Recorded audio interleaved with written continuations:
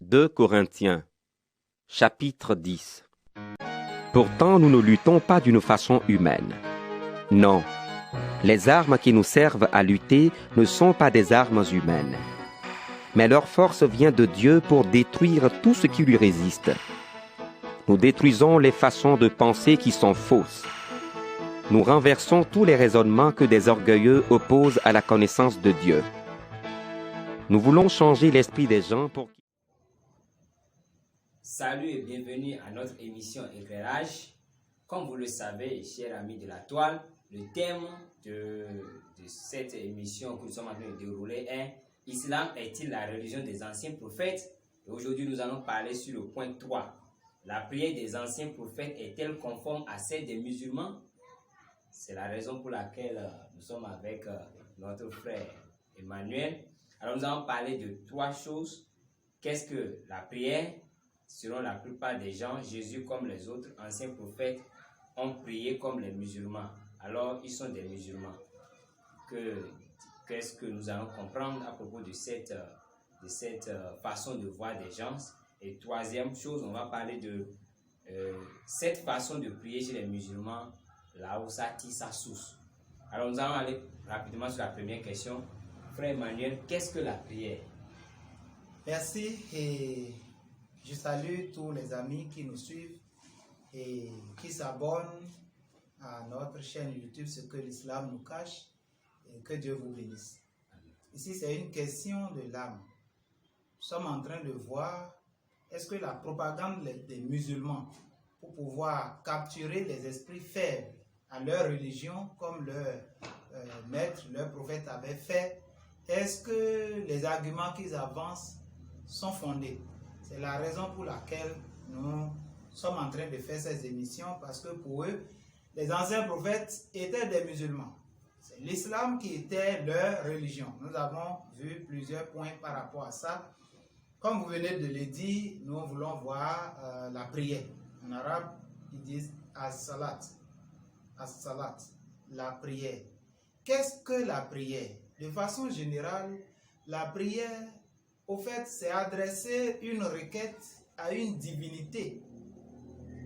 Et cela ne serait pas prière tant qu'il n'y a pas de feedback. Ça veut dire quoi? Prier, c'est communiquer avec Dieu.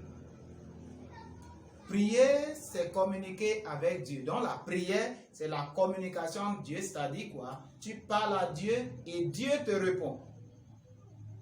Si cela est ainsi, alors la prière est très différente des credos que les gens racontent, récitent. Ça, c'est la religion. Ce n'est pas la prière. Ce n'est pas la prière aussi, les vénérations que les gens font pour des idoles et autres. Ce n'est pas la prière. La prière, au fait, c'est la communication avec Dieu. C'est-à-dire parler à Dieu et Dieu te répond. Point final. C'est ça la prière, au fait. Merci beaucoup. Donc, si je comprends bien, la prière, c'est une discussion entre Dieu et l'homme, entre une divinité et de l'homme. Bon, si on dit discussion, bon, ça peut prendre autre envergure, mais c'est une communication, au fait. Un dialogue. Un dialogue. Merci. Un dialogue entre un humain et une divinité. Ouais. Ok, merci beaucoup. Alors, la plupart des gens disent que Jésus-Christ, comme les anciens prophètes, les autres anciens prophètes, ont prié à la même façon que les musulmans. Et c'est ce que beaucoup de personnes comprennent. Alors, que dites-vous de cette conception? Voilà, je crois pour ceux qui sont dans le domaine de recherche en religion comparée, ceux qui font des débats avec nos amis musulmans, il ne tarde pas de vous envoyer des images sur lesquelles vous voyez Jésus se prosterner, et on prend aussi l'image des musulmans qui se prosternent et on fait photo-coller, on dit Jésus prie comme les musulmans. Et ils prennent des versets de la Bible où on dit que Jésus s'avance et se prosterna pour prier. C'est ça leur argument. Est-ce que ces arguments sont fondés? la grande question est là. Nous allons vérifier ça rapidement parce que il ne suffit pas de lire, parce que nos amis sont à la recherche d'identité.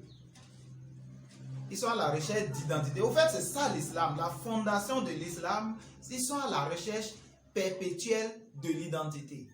Ils veulent s'identifier aux Sabiens, ils veulent s'identifier aux Juifs, ils veulent s'identifier aux chrétiens, ils veulent s'identifier même aux,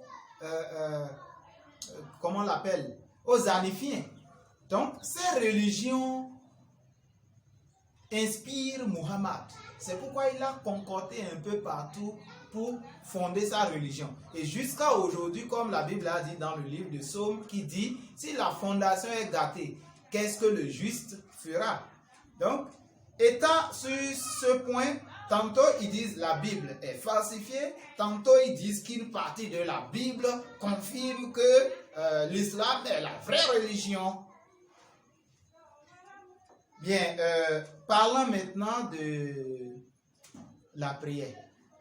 De la prière, est-ce que les musulmans prient exactement comme Jésus, ou du moins, est-ce que Jésus a prié comme les musulmans prient aujourd'hui?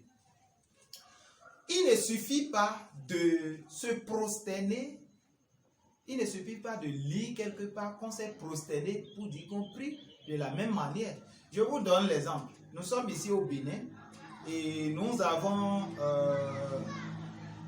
nos divinités que les féticheurs adorent. Je ne sais pas si vous pouvez voir. Voilà un peu. Comment ceux-là se prosternent? C'est des idolâtres. Ils se prosternent. Les catholiques aussi se prosternent devant Marie. Vous voyez, ça c'est des idolâtres, des féticheurs, des vaudoucis qui se prosternent pour leur vaudou. Voilà, ici c'est en Inde. Les Indiens qui se prosternent pour leur idole. Bien, chers amis musulmans, je voudrais vous demander, est-ce que tout ce que nous venons de montrer prouve que ceux-là adorent le même Dieu que vous? Puisqu'ils se sont prosternés. Est-ce que se prosterner suffit pour dire que vous adorez le même Dieu? Vous avez la réponse avec vous. Nous allons lire rapidement Ésaïe chapitre 2, le verset 8. Ésaïe 46, le verset 6, pour confirmer cela. Il faut prendre Ésaïe 2, le verset 8. Moi, je prends Ésaïe 46. Sur le verset 8, on dit, « Il est aussi plein de faux dieux, et tout le monde s'incline devant les idoles, des objets fabriqués, façonnés par les mains humaines. » Ah, ici on dit, ils prennent tout l'or de leur bourse, ils pèsent l'argent au fléau et ils paient un orfèvre pour qu'il leur fasse un Dieu devant lequel ils puissent se prosterner et l'adorer. Ça c'est Ésaïe. Ésaïe 46, le verset 6. Donc, ils se prosternent et ils adorent. Quoi? L'idole qu'ils ont fabriquée de leur propre main. Si nous prenons aussi Ésaïe 44, le verset 17 qui dit ceci. Le verset 17 qui dit, quant au reste du bois, il en fait une idole, il la prend, c'est-à-dire l'idole pour son Dieu. Il se prosterne devant elle et il adore. Il invoque et lui dit, délivre-moi car toi, tu es mon Dieu. Et c'est exactement ce que les musulmans disent. Délivre-moi, je cherche de refuge vers toi, protège-moi. Alors on dit, ils se prosternent et ils adorent.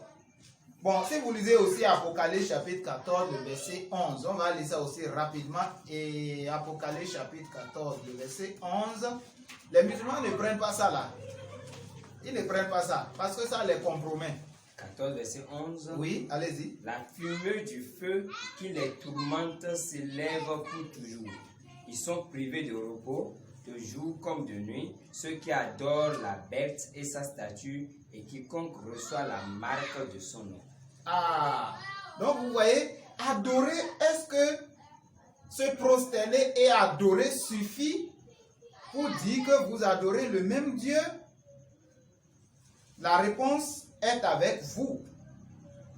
dire qu'on a lu dans la Bible, Jésus s'avança et se prosterna, ça ne suffit pas. Sinon, les chrétiens aussi se prosternent. Nous avons montré par exemple l'exemple des catholiques qui se prosternaient pour leur idole, pour l'idole, comment on appelle Marie, la statue de Marie. Ça, c'est une religion. Mais les chrétiens qui n'ont pas d'image se prosternent comme Jésus nous a enseigné. Jésus n'a pas besoin de prier parce qu'il est Dieu 100%.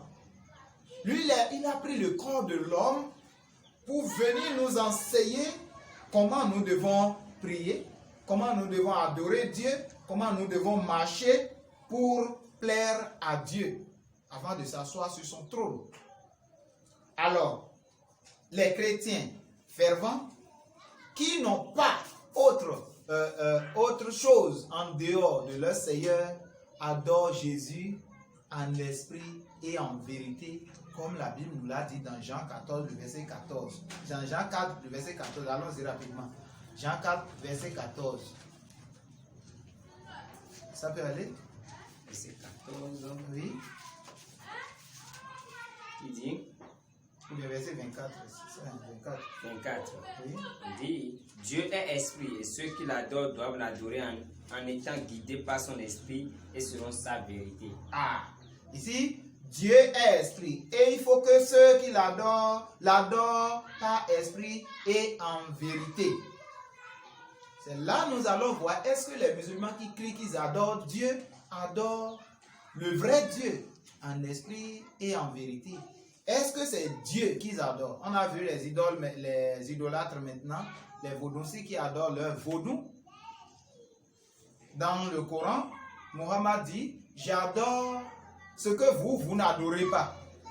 Vous adorez ce que moi je n'adore pas. Ça veut dire qu'il n'y a pas lien entre ce que les chrétiens adorent et ce que lui il adore. Bien, maintenant nous allons voir rapidement comment Jésus, lui, il a prié. Allons-y rapidement dans, je crois, Marc 14, c'est ça, hein? Le verset 22, ou bien? À 14, le verset 32. 32. Ok. Ils arrivaient ensuite à un endroit appelé Gethsemane et Jésus dit à ses disciples, asseyez-vous ici pendant que je vais prier. Puis il emmena avec lui Pierre, Jacques et Jean. Il commença à ressentir de la frayeur et de l'angoisse. Et il leur dit, mon cœur est plein d'une tristesse. À 39 Okay. rapidement pour qu'on puisse gagner du temps. Ok, 39. Il s'éloigna de nouveau et pria en répétant les mêmes paroles. C'est ça. Okay. Mais je vais lire le 35. 35. Après. Il alla un peu plus loin, Oui. se jeta à terre Oui. et pria pour que si c'était possible, il n'ait pas passé par cette heure de souffrance. Donc, il alla et se prosterna. Est-ce que se prosterner là suffit et veut dire que Jésus adore comme les musulmans adorent? Je dis non, parce que les musulmans, pour prier, ils ont ce qu'ils appellent rakat. Rakat, c'est quoi rakat? Rakat, c'est une unité de prière. Une unité de prière pour les musulmans, ce n'est pas prier et se prosterner. Je me lève, je me prosterne une seule fois. Cela ne fait pas de moi un musulman. Non. Il faut d'abord prier. Ok.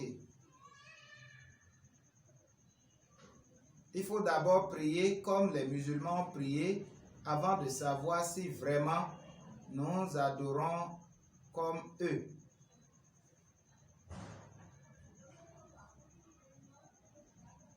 Donc, la rakat, comme on l'a dit, c'est une unité de prière où on se prosterne, on se lève, on se prosterne, on se lève. Vous voyez comment il s'incline. Il lève la main et je vais lire un peu pour vous. un rakat, c'est au singulier, ça veut dire, c'est une unité de prière, salat, chez les musulmans. Après la mise en place d'un lien avec Allah, et après avoir fait le wudu, c'est-à-dire l'ablution, le musulman se met face à la Qibla, c'est-à-dire la Kaaba, la Kaaba, il se tourne vers la Mecque, silencieusement pour commencer sa prière. Déroulement, comment ça se fait? La prière rakat commence dès que le musulman débute sa prière. Il lève les mains jusqu'à derrière les oreilles en disant Allahu Akbar. Allahu Akbar, ce qui veut dire Dieu est grand. Il prononce l'invocation et l'accomplissement de la prière. Il met l'intention de prier et il commence à réciter la Fatiha, c'est-à-dire première sourate du Coran qu'on appelle encore la mère du Coran, suivie d'une autre sourate, puis il dit Allahu Akbar. Il s'incline, ruku, en disant Subhana Rabbil Adil, gloire à notre Seigneur.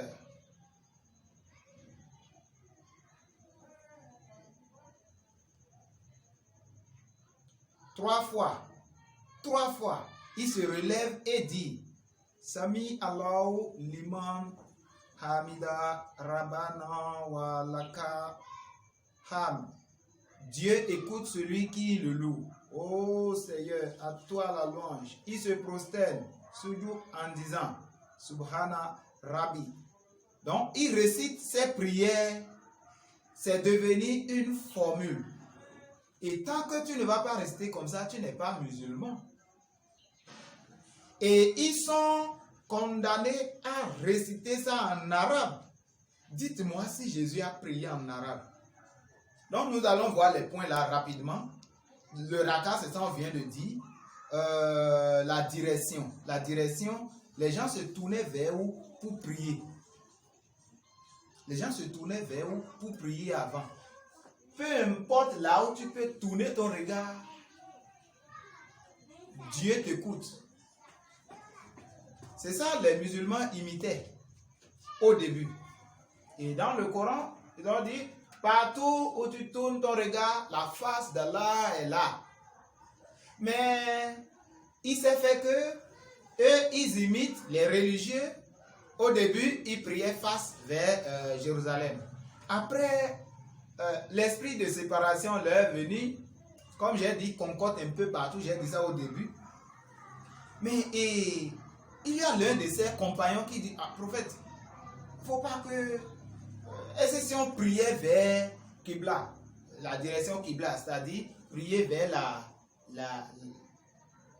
la maison que Ibrahim Hanifa a construite, c'est ça la Kaaba aujourd'hui.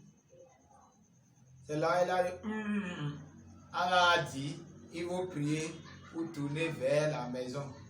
Donc, beaucoup de versets coraniques sont comme ça. Là, Omar et d'autres de ses compagnons ont inspiré Allah et ont inspiré Muhammad à recevoir des révélations forcées, des révélations fabriquées. Parce que si la chose n'était pas prête, comment... Je donne un exemple par rapport à ces révélations fabriquées. Quand Muhammad, le prophète de l'islam, a arraché la femme de son fils adoptif qu'on appelle Zayd, la femme s'appelle Zainab et Zainab était sa cousine. Zainab a dit non, qu'elle ne va pas accepter comme ça qu'on se marie avec elle comme ça. Et à moins que Allah révèle ça. Et là, Allah a révélé que si Zayd pouvait, si Zayd a refusé sa femme qu'il a été ordonné à Muhammad de la prendre comme femme. Ça, vous allez trouver ça dans Surat chapitre 35, Surat 33, excusez-moi, 33, si vous lisez de 35 à 38, vous allez voir ça. Donc, en même temps, la révélation vient pour dire attention, si le mari, son fils adoptif, qui a le même privilège que son fils biologique, s'il refusait sa femme, avec qui ils ont déjà fait 5 ans de vie conjugale. S'il refusait sa femme, on a ordonné à Mohammed de prendre cette femme comme sa femme. C'est ça. Et on dit c'est pour donner un exemple aux musulmans, pour que les musulmans aussi puissent prendre la femme de leur fils comme ça. Donc attention, si tu places, si l'un de tes oncles est musulman, et tu places l'un de ton enfant, l'une de tes filles auprès d'elle, parce que ça devient enfant adoptif. Ou bien, oui. L'un de tes enfants, même si vous êtes père, même mère, et que ton enfant est placé chez lui, si ton enfant là se marie à une femme, un musulman qui est vraiment pratiquant, Mohammed dit qu'il lui a laissé un exemple d'arracher la femme de son fils adoptif qui est son cousin. Je ne sais pas si on voit. Donc c'est des révélations fabriquées. Et c'est comme ça qu'il a reçu aussi la révélation de se tourner vers la Kaaba. Maintenant la langue, on a déjà dit, pour prier, Mohammed a dit qu'on doit prier en quoi? Dans quelle langue? En arabe.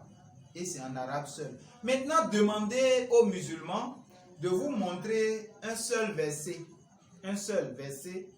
dans le Coran. Il y a 600, le Coran comporte 114 sourates et 6666 versets. Demandez à un musulman de montrer un seul verset du Coran où Allah leur a dit de prier 5 fois par jour. Il faut demander à n'importe quel musulman. Vous nous suivez, non? Or, le Coran dit que Allah n'a rien omis d'écrit dans le Coran. Le Coran est parfait. Maintenant, montrez-nous un seul verset dans le Coran où on dit de prier 5 fois par jour.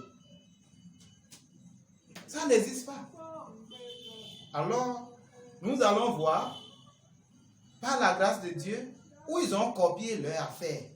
Parce que ce n'est pas, ils n'ont pas la foi des anciens prophètes, ni de Jésus, ni d'aucun des prophètes qui ont existé avant l'islam. Voilà un peu ce que nous voulons dire par rapport à ce qu'ils fabriquent. Rien de leur prière n'a de conformité avec ce que les anciens prophètes ont fait. Ce que les anciens prophètes ont fait, vous allez le voir dans la Bible. Je vais résumer pour que vous compreniez. Dans la Bible, où on peut dire, il s'est tourné pour se prosterner. D'accord? Il s'est tourné pour se prosterner, ou bien il a fait ceci, et quand il voit se prosterner là, c'est fini. L'islam a la même foi que les anciens prophètes. Or, dans la Bible nous a donné la latitude de prier en prenant n'importe quelle position. Parce que notre Dieu, il est spirituel, il est esprit. Si nous lisons dans Néhémie, allez-y vite, rapidement, on va prendre Néhémie. Néhémie, chapitre 1, le verset 5. On peut rester assis, on peut rester debout, on peut se prosterner, on peut avoir les mains levées, on peut s'agenouiller, on peut s'allonger face contre terre pour prier Dieu. Mais les musulmans laissent tout ça, on prend pour prosterner seulement. Allons-y dans Néhémie chapitre 1, frère, rapidement. Verset 5. Verset 5, chapitre 1, verset 5. Verset 5, on dit, et lui dit, ah, Seigneur Dieu du ciel, Dieu grand et redoutable, tu maintiens ton alliance avec ceux qui obéissent à tes commandements. Tu restes fidèle envers ceux qui t'aiment. Oui. Il y a partie de 4. D'accord, 4. Lorsque j'entendis ces nouvelles, je m'assis pour pleurer. Ah, je m'assis pour pleurer. Hein? Durant plusieurs jours, je restais dans l'affliction. En jeûnant, je me mis à prier le Dieu du ciel et lui dis, ah, Seigneur Dieu du ciel, Dieu grand et redoutable, tu maintiens ton alliance avec ceux qui obéissent à tes commandements. Tu restes fidèle envers ceux qui t'aiment. Ah, donc, lui, Néhémie, il s'assoit pour rester dans la tristesse, il jeûne, il prie, il fait tout. Assis, debout, il se lève. On peut prier en marchant. Beaucoup de prophètes ont prié en marchant. Aucun musulman ne peut le faire. Ils sont condamnés à rester sur place en regardant un seul endroit. Donc, dans Néhémie 1, verset 5, on a vu que Néhémie est resté assis pour prier et il est resté assis il est resté debout et assis pour prier. Nous allons voir Exode 34, le verset 8. Je lis ici rapidement. Aussitôt, Moïse s'inclina jusqu'à terre et se prosterna. Puis il dit, ah Seigneur, il est vrai que j'ai obtenu ta faveur. Je t'en prie, Seigneur, marche au milieu de nous. Oui, je sais que c'est un peuple rebelle, mais veuille pardonner nos fautes et nos péchés et accepter que nous t'appartenions. Ici, Moïse s'est prosterné. Maintenant, on peut lever les mains pour prier si vous lisez dans Chroniques, 2 Chroniques chapitre 6, le verset 12. Si vous lisez, il faut me lire Actes chapitre 9, le verset 40. Fais vite, s'il te plaît, frère. Actes chapitre 9, le verset 40. Pour voir comment les disciples ont prié avant l'arrivée de l'islam, 600 ans avant l'arrivée de l'islam. 40. Pierre fit sortir tout le monde, se mit à genoux et pria. Ou bien, Puis il se tourna vers le corps et dit, Tabitha, lève-toi. Elle ouvrit les yeux et quand elle vit Pierre, elle s'assit.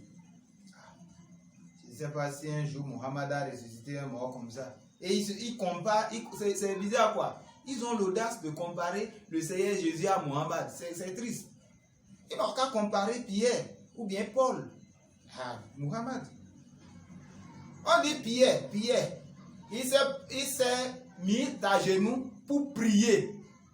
Et il a dit, Tabitha, lève-toi. Il s'est levé.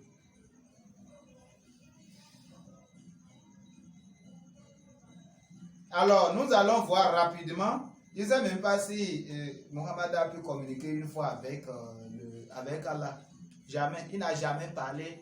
Allah a entendu et lui a donné de réponse. Ça n'existe nulle part. Je reprends. Nulle part, Mohammed n'a prié, parlé à Allah et Allah lui a donné la réponse, il a entendu. À moins que ça soit des fabrications. Il n'a jamais entendu la voix de Dieu. Et Dieu n'a jamais agi lorsqu'il priait. Je le dis et je le répète. C'est Aïcha qui l'a dit, ce n'est pas moi. Bien, nous lisons Josué chapitre 7, le verset 6. Nous allons voir autre position que les anciens prophètes ont adoptée. Ce n'est pas se prosterner seulement. Oui, allons-y rapidement. Josué 7, verset 6. 7, verset 6. Josué et les anciens d'Israël déchirèrent leurs vêtements, se couvrirent la tête de poussière et se jetèrent la face contre terre devant le coffre sacré du Seigneur. Ils restaient ainsi jusqu'au soir. Ah, Josué. D'accord. Josué 7, le verset 6. Je lis aussi.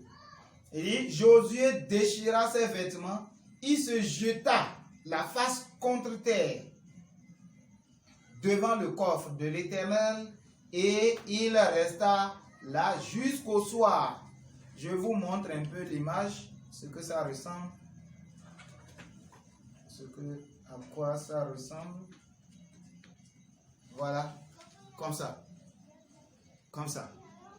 Josué s'est prosterné, Josué s'est allongé comme ça pour prier jusqu'au soir.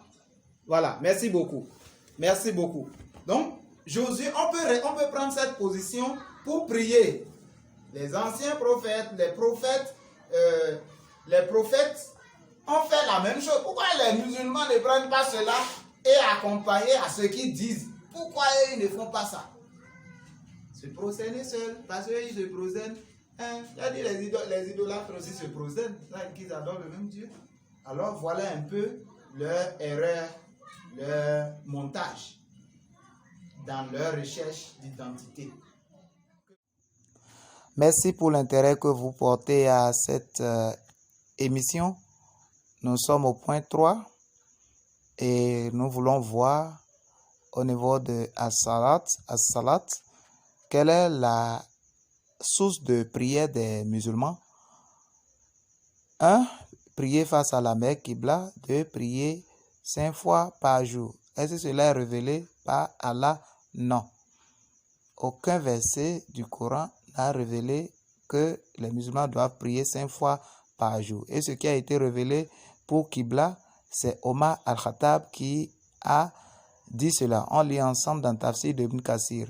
Jafar ben Muhammad a rapporté d'après son père qu'il a entendu Jubayr parler du pèlerinage du prophète qu'Allah le bénisse et le salue, dit lorsque le prophète d'Allah qu'Allah le bénisse et le salut accomplit les circuits autour de la maison, Omar lui demanda: est-ce bien la station de notre Père? Oui, lui répondit-il, et Omar de poursuivre: pourquoi ne pas la prendre en tant qu'un lieu de prière? Dieu à ce moment fit cette révélation: prenez donc la station d'Abraham comme direction de prière. Ça, c'est Surat chapitre 2, le verset 144. Donc, c'est son interprétation par Ibn Kathir que nous venons de lire dans son tafsir, page 168.